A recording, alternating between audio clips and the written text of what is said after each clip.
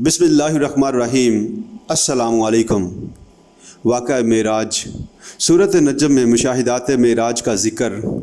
सामईन किराम, सूरत नजम की इब्तदाई आयात मुश्किलात कुरान में से हैं और इनकी तफसीर व तशरीह में इख्तलाफ सल्फ़ से चले आ रहे हैं।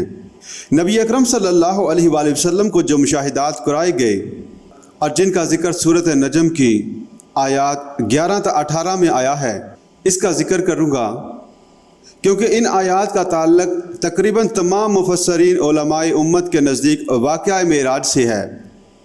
फरमाया, मा कज़बल फ़ुआदु मा रआ, जो कुछ उन्होंने सल्लल्लाहु अलैहि वसल्लम ने अपनी निगाहों से देखा, इसको उनके दिल ने झुटलाया नहीं। समय जैसा कि हमारा मुशाहिदा होता है कि इसके साथ वसवसे भी होते हैं। ये जो कुछ मैं देख रहा हूँ, क्या वाक़अतन ऐसा ही है? जो आग सामने नज़र आ रही है, वो दर हकीकत आग है या आग की सी सूरत है? सामीन, आजकल तो इस तरह के लैंप और हीटर बने हुए होते हैं कि इंसान को इनके अंदर हकीकी अंगारे दहकते नज़र आते हैं। इनसे इंसान धोखा खा सकता है, हालांकि अंगारों का वजूद ही नहीं होता, तो हमारी आँख धोखा खा जाती है। लेकिन नबी सल्लल्लाहु अलैहि वसल्लम का जो मुशाहिदा होता है, वो आँख और दिल, नज़र कल्ब, बसारत और बसीरत की यकजाई के साथ होता है।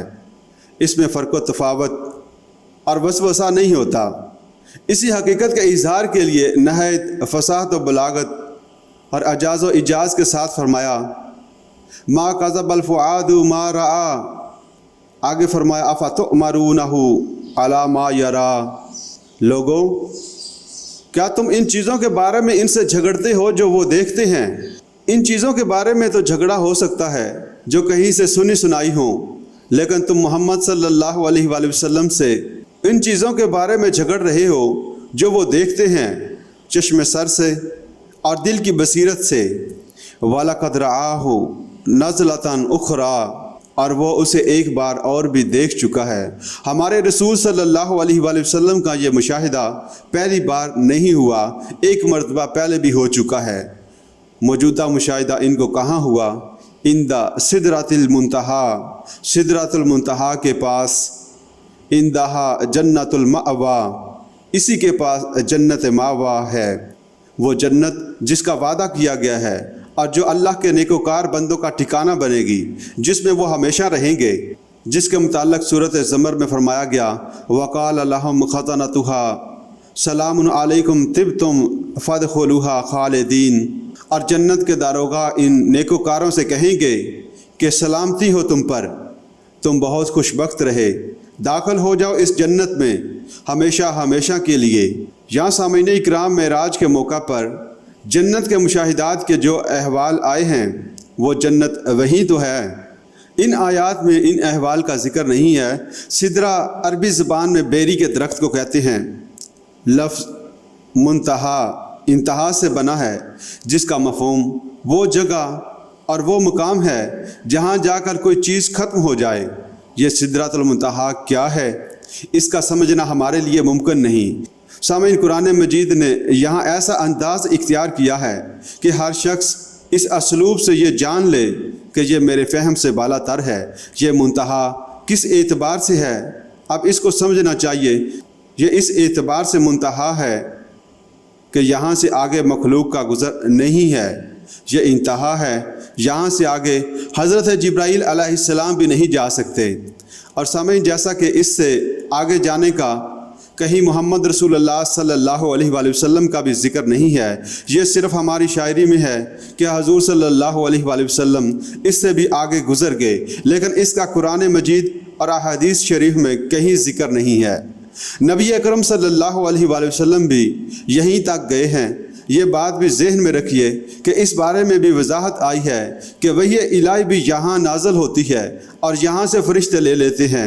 गोया जो चीज़ भी अर्श इलाही से उतरती है, वो बिला वास्ता अव्वलन यही नाज़िल होती है।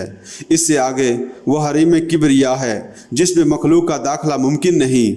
आलम खल्क़ की कोई शय जो कभी ऊपर आ सकती है, वो ज़्यादा से ज़्यादा यहीं तक आ सकती है, इससे आगे नहीं जा सकती। हज़रत जिब्राईल अलैहिस्सलाम की रसाई भी यहीं तक है। سامعین، قرآن مجید نے جو ذکر کیا وہ سدرۃ المنتہا کے آگے یا پار کا نہیں کیا، بلکہ فرمایا وَلَقَدْ رَآهُ نَزْلَةً أُخْرَى عِنْدَ سِدْرَةِ الْمُنتَهَا، آگے فرمایا اِذَا يَغْشَى السِّدْرَ مَا يَغْشَى، جبکہ اس بیری کے درخت کو ڈھانپے ہوئے تھا جو ڈھانپے ہوئے تھا، یعنی نہ اس کو زبان ادا کر سکتی ہے، نہ انسانی زبان میں وہ حروف الفاظ ہیں جو اس کیفیت کو بیان کر سکیں یا اس کی تعبیر کر سکیں، نہ اس کا کوئی تصور انسان کے لیے ممکن ہے۔ جنت کی نعمتوں کے بارے میں ایک احادیث میں آیا ہے ما لا عین رأت ولا اذن سمعت ولا خطر علی قلب بشر، وہ نعمتیں جو نہ کسی آنکھ نے دیکھیں، نہ کسی کان نے سنی، نہ کسی انسان کے دل پر کبھی ان کا خیال تک آیا۔ اب انہیں بیان کریں تو کن الفاظ میں کریں؟ ان کا ابلاغ و اعلان کیسے ہو؟ وہ کمیونیکیٹ کیسے ہوں؟ ابلاغ اور اعلان تو کسی ایسی چیز کے حوالے سے ہوتا ہے جس کا آپ کو تجربہ ہو، وہ آپ کی دید یا شنید میں آئی ہو، آپ کے ذہن میں اس کا کوئی تصور ہو، تو اس کے حوالے سے بات ہو سکتی ہے۔ یہاں اسلوب اور انداز یہ اختیار کیا گیا اذا یغشی السدرۃ ما یغشی، بلکہ سدرہ کو ڈھانپے ہوئے تھا جو ڈھانپے ہوئے تھا۔ تجلیات ربانی کس نوعیت اور کس کیفیت کی حامل تھیں اسے سمجھنا انسانی ذہن کے لیے ممکن نہیں۔ تجلیات کا جو براہ راست نزول ہو رہا تھا، اس محبت تجلیات اور ان کے نزول کا نبی اکرم صلی اللہ علیہ وآلہ وسلم نے مشاہدہ فرمایا۔